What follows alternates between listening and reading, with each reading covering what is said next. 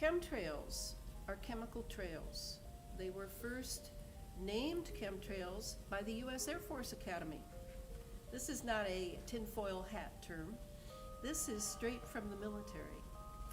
And they are aerosols, persistent contrails you can call them. Whatever you want to call them, they are loaded with barium, strontium, aluminum, other heavy metals that are highly conductive. They are loaded with polymers.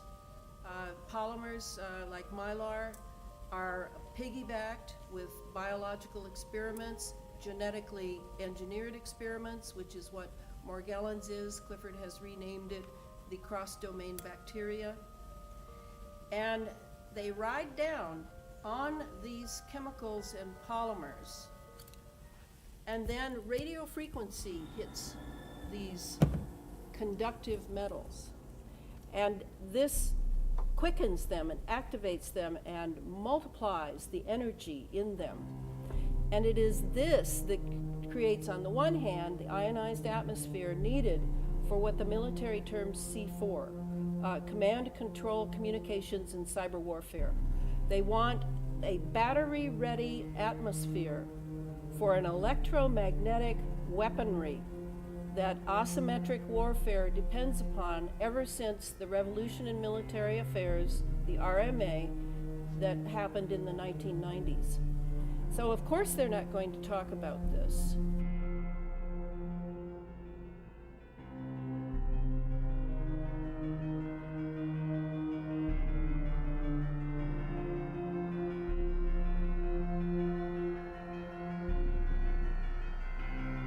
This is covert warfare.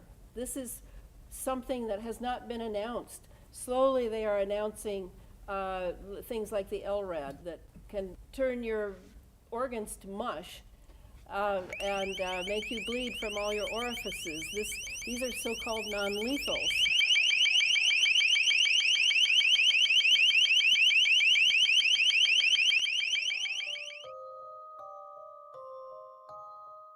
These chemtrails are a delivery system. HAARP, which has now been shut down in Gakona, Alaska, it's being retooled, revamped for other missions. Is there any benefit in exploring a potential relationship with the University of Alaska to perhaps take over the HAARP? Yeah, thank you, Senator. The Air Force has gotten great value out of HAARP in the past. We took over from the Navy and managed it and actually did a number of experiment campaigns up there and have finished our work that we're interested in doing up there. We've moving on to other ways of managing the ionosphere, which the HAARP was really designed to do, was to inject energy into the ionosphere, be able to actually control it. Revamped for other missions. But now there are over 250 ionospheric heaters around the world, all the way from the NEXRADs to the SBXs offshore. There are many, many instruments that will really kill life on Earth, because even though thermal radiation, ionized radiation is what everybody thinks of, and we had Fukushima, and now everybody's worried about the Fukushima plume, we should also be worried about the non-ionized radiation that we are all now subject to, not just from our cell phones and the cell towers near our homes, and all the wireless going on, but the ionized atmosphere that we're breathing. And we're breathing in those heavy metals.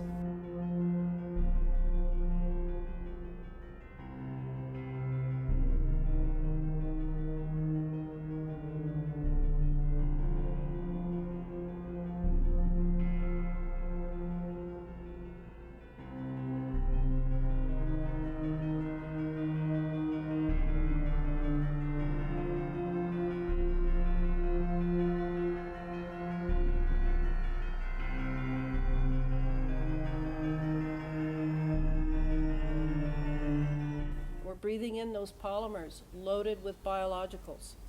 We are the petri dish of a multitude of military experiments, and we have had no say in this.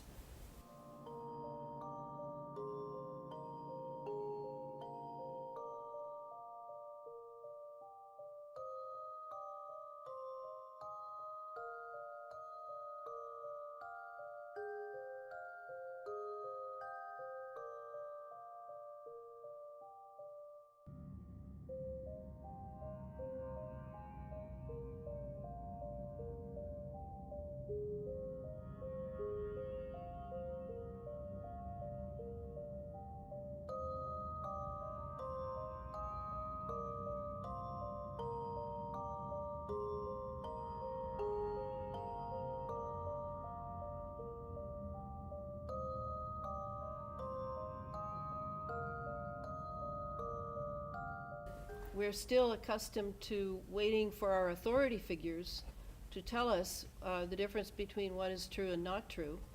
I don't have a PhD in plasma physics, and there is no peer review of my work. My work is a referenced work for the citizenry.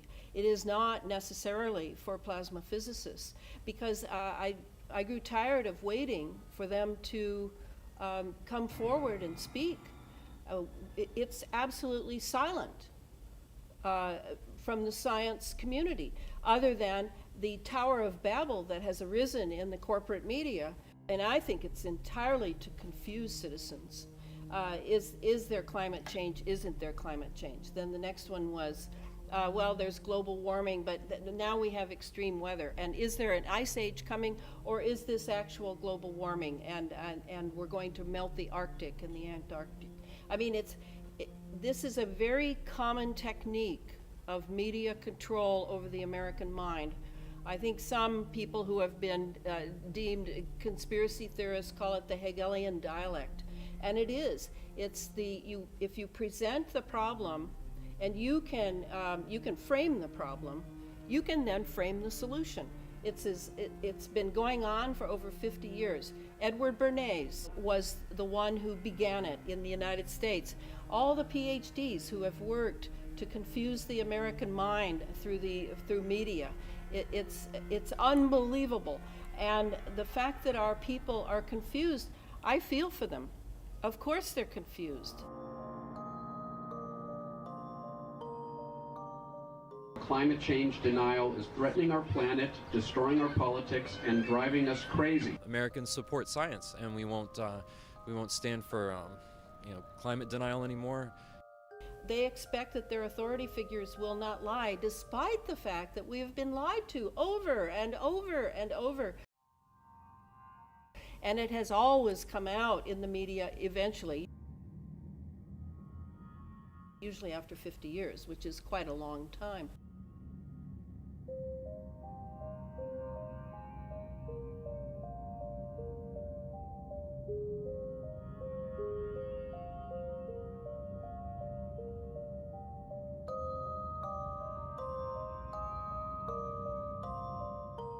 I don't feel the need to defend against this conspiracy theorist tinfoil hat nonsense.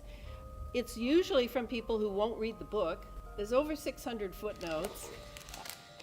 I did the best I could to prove the case beyond the shadow of a doubt that we have a massive elephant in the living room that is consistently ignored in all the dialogue and all the arguments and debates on climate.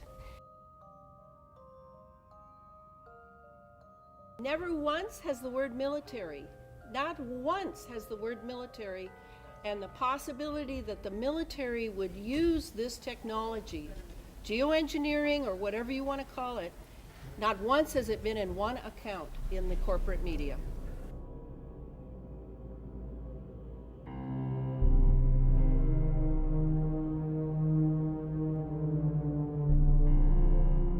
In Santa Fe, and we were friends for 5 years while both of us lived there.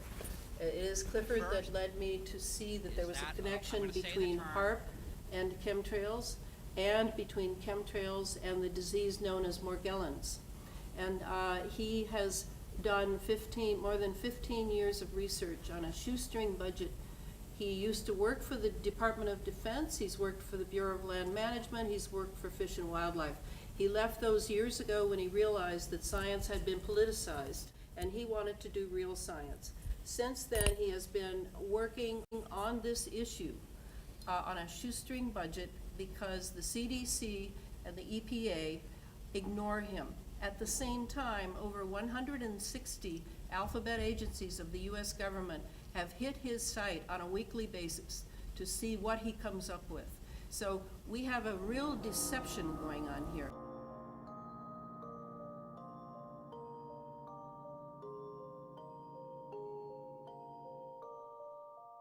Go and see the hundreds of papers, scientific papers he has there to show that this is real, what is going on with the Morgellons and the chemtrails.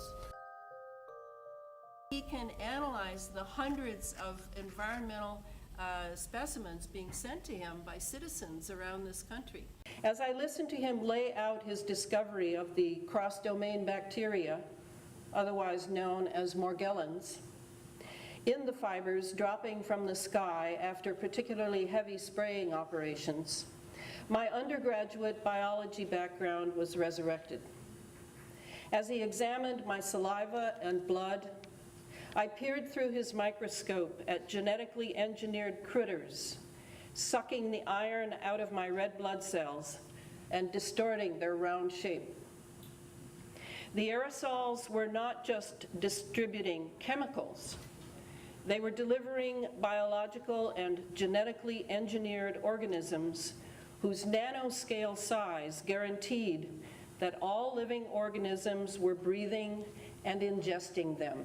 Warfare is no longer something taking place far away with big armies on the move. Now, thanks to the electromagnetic era that has crept up on us, the battle space is everywhere. And the line between combatant and non-combatant, that's us, has been erased.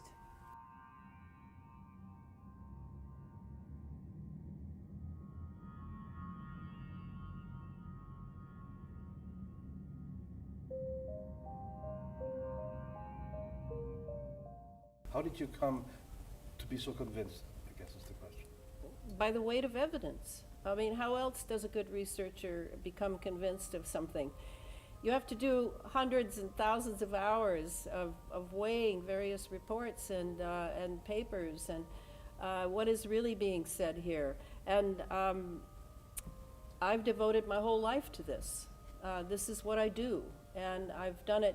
I did it with MK Ultra. I researched for 10 years on MK Ultra. And I've written articles for various magazines. Anything I take up, it has to do with my passion, because my passion is what drives my engine that gives me the discipline to keep going. And this just because of Clifford, actually, and my publisher, Adam Parfrey at Feral House Press. I already had a couple of files on HAARP and chemtrails. It's just that I didn't know yet how intricately they were bound together. And now this next book I've already begun will be the sequel, and this book is called The Space Fence. And this will be on what has come of Reagan's Strategic Defense Initiative, the Star Wars programs, and certainly HAARP and chemtrails are the next phase of that, SDI, and now the final phase, it will be the space fence. And so this will be a highly technical book that I will again try to make available to the common person, because we can't wait for the experts anymore. They're being threatened with death. They have to sign confidentiality agreements. They're scared to death to speak on this, and so it's up to us, the citizenry, to take it up and take it as far as we can. With the expansion of military battle space and the redefinition of warfare as asymmetric, with non-lethal electromagnetic weapons, it should come as no surprise that the military outlook on non-combatant populations should change as well. In this oft-quoted public law, we find the gaping loophole through which broad experimentation with chemical and biological agents on civilian populations has been driven. The place to pay attention to here, this is it. Any purpose that is directly related to protection against toxic chemicals or biological weapons and agents, these are the exceptions.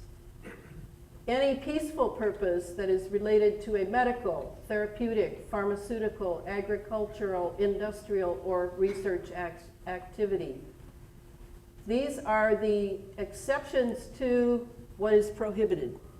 HAARP, the High Frequency Active Auroral Research Program, was research. But was it for peaceful purposes? And chemtrails were part of it, despite the suffering of citizens, the breathing in of conductive metals and polymers, the soaring increase of respiratory ailments and asthma, the alkalinizing of the soil, the acidifying of the oceans, the endless obscuring of the sun. And yet the media catechism was that trails filled with chemicals, chemtrails, don't exist. We are looking at normal water condensation, contrails that just happen to last for hours, while transforming into what has now been consecrated with its own Latin name, Cirrus contralis. The military has lusted after weather control since long before the European wars. Indeed, weather has defeated many a battle strategy. Even the atomic bomb on July 16, 1945 at White Sands Missile Range had to be postponed several hours due to weather. From Project Storm Fury, also known as Project Cirrus, to Operation Popeye in Vietnam, the U.S. military has diligently pursued cloud seeding and chemical cauldrons in which to mix rain, wind, and drought for warfare purposes. Chapter 1 of Chemtrails, HAARP, and the Full Spectrum Dominance of Planet Earth surveys the extensive experiments that finally led up to the present covert chemtrails radio frequency programs that all NATO nations are suffering under.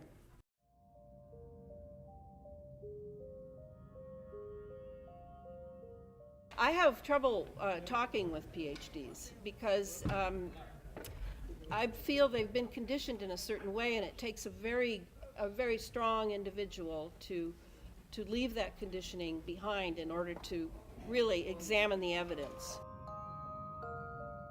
Universities produce ideology and people, both of which are needed to maintain and degrade the status quo in society. University faculty are hired to produce the ideology and people. They call that work research and teaching. The corporations need ideology that treats their power as legitimate, and they need educated, obedient employees. It takes a very strong individual to leave that conditioning behind in order to really examine the evidence.